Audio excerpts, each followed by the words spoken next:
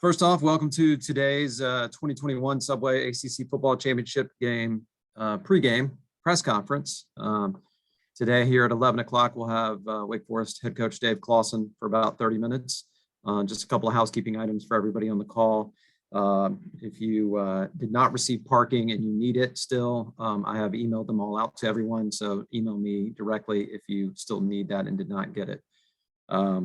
And with that, I think we'll just at this point turn it over to Coach Clawson for an opening statement, and then we'll take questions. As a reminder, make sure you use the raise your hand function. Thank you.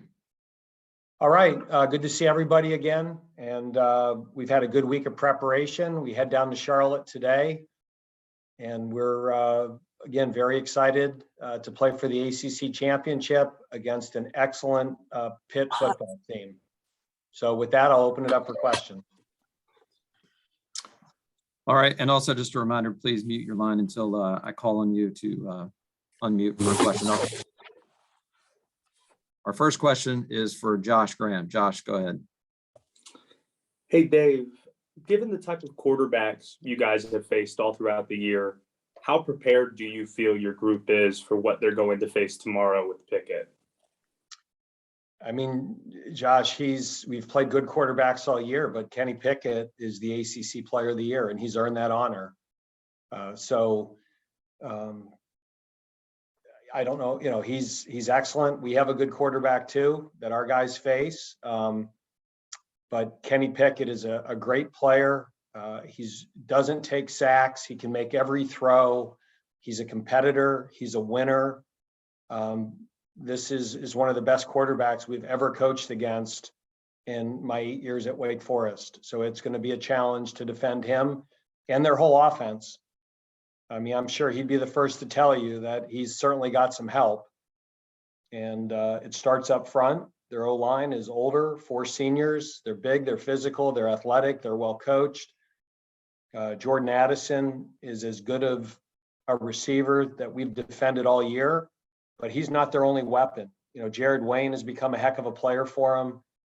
Jacques Louis is a really good player. Tasir Mack, those 2 tight ends, Kroll, Bartholomew is going to be watch him the next 2 or 3 years. He'll become the most dominant tight end in the ACC.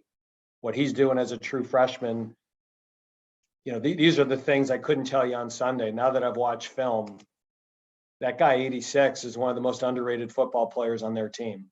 And they've got 3 backs, Israel, Davis, Hammond. It's not one person, but the trigger man is exceptional. And to follow real quickly, you mentioned honors, Kenny Pickett being the Player of the Year. You were named the ACC's Coach of the Year yesterday. Does that mean anything to you personally? All these are program awards, Josh. I've hired a great staff. I have a football team that bought in. I have a wonderful family that's incredibly supportive of what I do. And when you have a great staff, a bought-in football team, and a great family, good things happen. And it just so happens that my name goes on the award, but that is clearly a program, staff, and team award. And, I'm certainly grateful that they recognized us. But it's certainly a we, not a me award. Thank you. And our next question is from Alvaro Torres. Alvaro, unmute your line and answer your question. Hi, Coach Clawson. I hope you're having a great day. Well, what does this championship game appearance mean to your program, with it being the first one in 15 years, since 2006, the last time the Wake Forest Demon Deacons played in the ACC championship game? Well, Vero, it's when you start a season, you have goals, and we always want to set our goals high. And whether that's the college football playoff, an ACC championship, a division title, double-digit wins, and, to see all the hard work. And again, football coaches always say this, and it is a cliche, but it's true that the amount of work that goes in January, February, spring football, summer training, summer camp, you just don't show up and play a championship game. There's so much sweat equity that goes into this to even be in this position. So it's very rewarding, but at the same time, you're not in this position unless you're competitive. And if you're competitive, you now want to win the game. And so again, we're happy to be there, but not just happy to be there.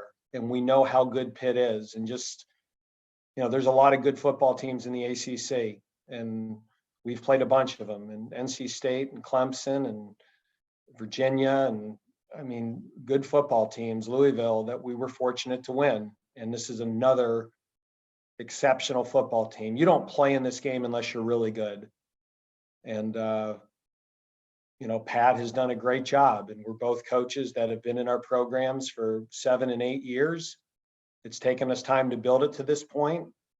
And when you get an opportunity like this, you certainly want to play your best game. Okay, our next question is from David Teal. David, go ahead. Dave, you mentioned Sunday that indeed you hadn't had the time to really process and analyze Pitt. What are your impressions of that front seven, and what has allowed Pitt to, I think, rank second nationally in sacks per game? Well, they've got a great front four. The Cansey defensive tackle, number 8, is an all-conference player. The defensive end, Baldonado, is an excellent pass rusher. Camp and Alexander are both big physical guys, 285, 290. And a lot of it is scheme. Pat is a guy, as long as I've known him, that believes in stopping the run schematically. They are a press quarters, outnumber the box, downhill, blitz you. His goal is to make you one-dimensional. And when you become one-dimensional, it allows them to rush the passer. And so it's his scheme is well thought out. He knows it inside out. He knows what he's challenging you to do. He knows what he's taken away, and his kids know it too. And I think the great thing that Pat does and Randy Bates is they coach defense. They don't coach defenses. They're not one of those junk defenses that you don't know what you're going to get, and they may get you or you may get them. They know what they're doing and the pressure points of what they're defending. And that's why Pat has always played good defense. And then if you'll indulge me a question about your past at the University of Buffalo. There was a young man, defensive back, who suffered a career-ending injury and became a volunteer student assistant coach named Brent Pry, who just yesterday was introduced as Virginia Tech's new head coach. And I was wondering because he mentioned you when we were asking about his coaching journey, and I was wondering what you recalled about him and if you have followed his career arc. Yeah, I have followed his career arc. So his dad, Jim Pry, was the offensive coordinator the year before I got to Buffalo. So Brent was a defensive back. I was the secondary coach there in 1991. Brent comes from a football family. He certainly was an intense football player and, got into the family business, so to say, and he's had great success, at Vanderbilt and then Penn State. And, when you have success at that level as a coordinator, you eventually hope to be a head coach. And for him to go to a place that he GA'd, and I know that he's got relationships with the Beamer family, and I'm sure he'll do a great job there. And then just one other quick question. What was your reaction when you heard the news yesterday about Bronco? Not completely shocked, surprised at the timing of it. But in the ACC room, David, I've probably become as close with Bronco as any coach in the ACC. That he's the guy in the league meetings that when we break, the two of us would have a conversation or have a meal together or go for a walk. And I just have a ton of respect for Bronco. I think he gets the big picture of college football, the stress that it puts on a family, and the pressures that it entails. And I never thought Bronco was one of those guys that was going to coach till he was 70. And I know how important his faith and his family is to him. And again, he's, last year when we were dealing with the pandemic and what the right thing to do was, Bronco and I probably talked 2 or 3 times a week because I value his opinion so much, because I always know it's value-based. And it was never about what's best for him. It was what was best for the student athletes. So I reached out to him yesterday and he got right back to me. And, I'll miss my friend. I really will. He is somebody I have a lot of respect for, and he's become a really close friend. And I'm going to miss him in the league meetings. He was a football coach that was in it for all the right reasons. He was And, truly conflicted about last season and playing in the pandemic, wasn't he? Yeah. I was too. Are we doing the right thing? And we kept going back and forth of, okay, the decisions made to play, what precautions can we take to help protect our team? It wasn't, well, what can we do to help us win? I think both of us viewed our primary responsibility was the safety and welfare of our team, not, what's a way to cut a corner to steal a win. And I really feel that Bronco truly felt that way. And I think we probably both did things early in the season that helped protect our team at the expense of maybe not playing well early. And if I had to do it again, I'd do it again. And I think Bronco would too. But how we handled the pandemic in terms of not having our players tackle and not going to the ground, I did not want to risk an injury to anybody on our football team if we weren't going to play games. I thought I owed that to Boogie Basham and other seniors. And, we probably weren't as ready to play as we should have been. But I don't regret that decision. And a lot of that mindset came from my discussions with Bronco. And I don't think it was an accident. Bronco didn't get off to a good start last year either, and neither did we. And, we just both talked about it. Everything was about the health and safety until the games were played. And then it just became about the wins. And I don't think either of us were really aligned with that. But we went to bed at night feeling like we did the best for our players to keep them safe. Okay, our next question is from Jerry DePaula. Jerry, go ahead. David, Kevin, thank you for your time. David, you proved from Dave's first question that you have a very good memory. I was just wondering, when you were the OC at Villanova and Pat Narduzzi was a DC at Rhode Island, who won? Well, those years we had the better team, so I wouldn't say that I won or Pat lost. Villanova beat Rhode Island, but Rhode Island was a little tougher job than Villanova, so we had the better team those years. So I had Brian Westbrook, Brian Finneran.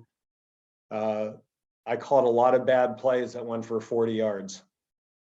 Did you notice, from Pat in those days, the same thing you're seeing now from his defense?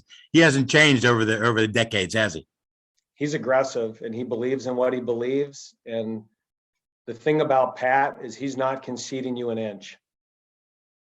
If you beat them, you beat them. It wasn't because, he was giving you hitch throws against 3 deep or giving you a 6-man box. If you beat Pat, you had to execute them and you had to win matchups. Again, I think that's where we're a little bit similar. We do what we do on offense and Pat does what he does on defense, and whatever team executes the best will win that matchup. It won't be because we came up with something cute last minute. Thank you, Dave. Good luck tomorrow night. Thank you, Jerry. All right, our next question is from Griffin Floyd. Griffin, go ahead with your question. Hey, Coach, you said that Narduzzi's defense is extremely aggressive. How does your option offense help that, having, secrets built into every single play? Well, it's going to come down to matchups. And, Pat doesn't want you to be balanced. And so I think in his mind, if he does certain things, he'll dictate to us what we'll have to do, and that'll come down to a matchup. And again, they'll lighten the box every now and then, but for the most part, they're going to be +1. And how do we manage the +1?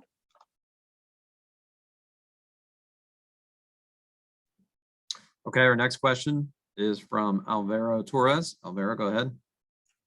Well, Coach, you talk about how important is the preparation during January, February, and the spring game, especially. How do you see the evolution of the team since then to now, both individually, each player, and as a team, as a family? Well, I've said this multiple times, Alvaro, and COVID was awful. It was a really awful time for our country, and there were so many sad stories of how many people dying and people losing jobs. And last year was really hard on our football team. One of the silver linings of it was how close our team became. And I could see that in our winter workouts. I could see that in spring football. I could see that with the amount of time that they were spending in our football office. That when a team is close and chooses to spend time together, usually that shows up on the football field.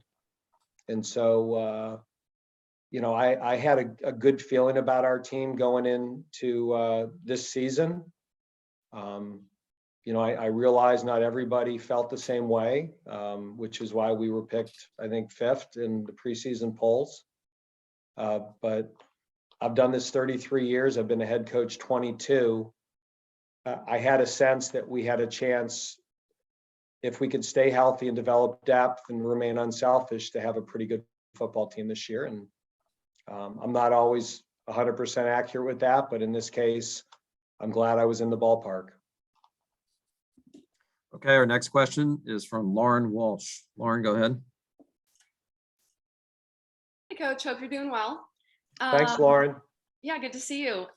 So this is the first time since 2010 the ACC champion will not be named Clemson or Florida State. What do you think that says about the conference this season? Well, I think the conference is really strong, and we have 4 teams in the top 20. The level of football and the competitiveness, and unfortunately, the national media, becomes, when it isn't Clemson or Florida State or a preseason top 10 team, there's this perception that the league is down, and I think the league is just more balanced. There's a lot of good football teams this year in the ACC. We've played them, and Pitt is right up there. So we're excited about the opportunity. I think we're the first team from the Atlantic not named Florida State or Clemson since 2008. And the opportunity for us or Pitt to be the first team since 2010 when Virginia Tech won it, I think would be a big deal to both programs. Lauren, do you have a follow-up? No, thank you. Great Okay. answer. I'm all set. Lauren's at our weekly press conferences. She always has very direct questions, and she's always on it, Kevin. She doesn't waste time. Perfect. Thank you. All right, put the pressure on. Next question is from Eddie Hughes. Go ahead, Eddie. Hey, Coach. I'm just interested, is there a team that you played offensively this year that reminds you of Pitt, and vice versa, defensively, that you have some experience from playing this year that kind of reminds you of what you might see tomorrow? Not really. Pitt is probably as much of a pro-style offense as we'll play all year. Mark Whipple's their offensive coordinator. He was with the Pittsburgh Steelers. I think he was with the Eagles for a little bit. There's a lot of pro concepts they run, what we call drive concepts, and the Hank concept. And there's a lot of West Coast passing concepts that show up. And he's also one of the few people that still runs some I formation concepts. He runs a tackle over formation that he's been running for over 20 years. I remember seeing that when when he was at UMass. And it's very unique. He's got a really well thought out run game and play action game out of it. So their offensive system, like ours, is unique. And like I said with Pat's defense, you know, it is a clear-cut philosophy of what he believes in and what he does. And that's one of the reasons that Pat has always coached good defenses, is he believes in what he believes, and he's going to do what he does, and they do it really well. Quick follow. Has many of the guys from the 2006 team reached out this week? And if so, what's that been like? Eddie, I'm going to be honest with you. Like, we work 80, 90 hours a week, and then you're in a championship game. As a football coach, this isn't a week for a lot of chit chat. You know, I'm sure there's a lot of people coming back. You know, Riley Skinner reached out to me, but, you know, this isn't social week. This is not a bowl game that you got 2 weeks. You win a game, you fly back, and we're trying to win a football game. So I'm sure people are reaching out to Bill Faircloth and other people, but as coaches, we're in the bunker. This is a once in a lifetime opportunity that, you know, we'll do the social stuff afterwards. Okay, our next question is from Josh Graham. Go ahead, Josh. Dave, last year, Sam had in that stadium what could be viewed as a career low point with the interceptions. And I remember you mentioned in fall camp that it was important for him to go to the Manning Passing Academy this summer and get a chance to actually pick the brains of some of the great quarterbacks in the NFL of how to handle situations like that and how to grow from it. Now that the regular season's finished and he's had such a great year, what area have you seen the most growth in Sam as he goes back to that stadium? I think just his maturation, his ability to get past a bad play, his ability to forgive himself for a mistake. He doesn't have this expectation anymore that he has to be perfect. Would you say the Louisville game was an example of that, where he threw the pick and then they led the drive? Yeah, I mean, Josh, you've heard me say that 3 or 4 times. I mean, that was, to me, a breakthrough moment, that he threw a bad pick in the 4th quarter, shook it off, and led us to 2 scoring drives afterwards to win the game. And I don't know if Sam Hartman from a year ago would have handled that as well. So absolutely, that's, you know, he's always had a good arm. He's always worked hard and prepared himself. His ability to forgive himself for a bad play and his mental, you know, how he processes not being perfect is really where he's grown. And that's why he's had the success he has this year. And one more thing, defensively with the takeaways you guys have had this year, is there an exact science to getting takeaways the way you have this year relative to some of the years where that was a problem for you guys? I mean, that's an area that we've been pretty good at, Josh, traditionally. We spend a lot of time at it. We teach habits of how to attack the football, whether it's, you know, a punch or a strip or a rake. We have different techniques that we teach and coach.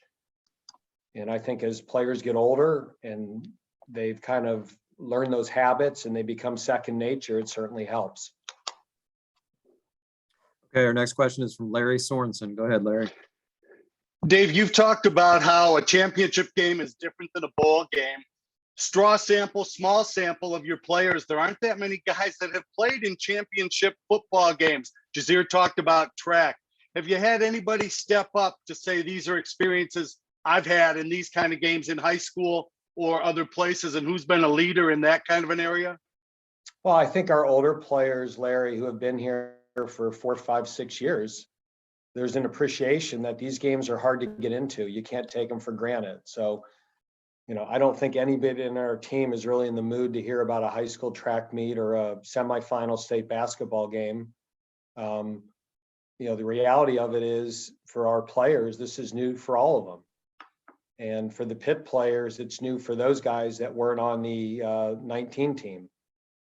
So, yeah, 18 team. So, you know, it's like, you know, it's a Super Bowl or a World Series or an NCAA championship game. You know, it's unique because you're doing it with this group for the first time. So I don't know if anyone stepped up and said, hey, this happened my sophomore year in high school in the state playoff game. This is what we need to do. It's been more, guys, this is hard to get to. This is a unique opportunity, and let's make the most of it and make sure that our preparation is top notch so that when the game's over, win or loss, we have no regrets about how we prepared for it. And how about the way that you've been able to draw on your experiences from the other championship games that you have played in at the college football level? You know, Larry, in my mind, we played a championship game a week ago. Okay. I mean, when we went to BC, if we win that game, we win the Atlantic Championship. If we lose that game, we don't. And so, again, there's certainly a 10,000-foot big picture view of what we're doing. But the reality of it is you don't win a championship unless you win the game. So if you focus on the things you have to do in the game, the execution, the preparation, that's still the focus. And if we're able to go 1-0 this week and win the game, then the consequence of that is we do win a championship. But we're focusing on going 1-0 and preparing for Pitt. You know, you can't win a championship unless you win the football game. So our focus is on our execution and preparation. Okay, we have time for one or two more questions. Remember to raise your hand. I see Connor O'Neill. Go ahead, Connor. Dave, I wanted to sneak one in at the end of this. It seemed like Malik Mustafa struggled against Army, and it seems like he's been on the upward curve that you like to talk about since then. What have you seen from him that you've really liked over the last 5 games? I think he's feeling a lot more comfortable with the defense. He's a very instinctive football player. I thought he had his best game of the year against BC. And I just think, you know, it's a guy that's becoming comfortable with his role, his position, and the scheme and the application of that scheme on a weekly basis.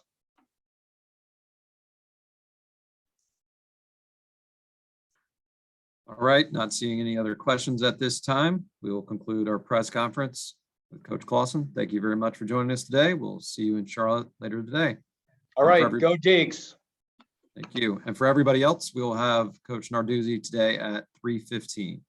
We'll see you then. Thank you.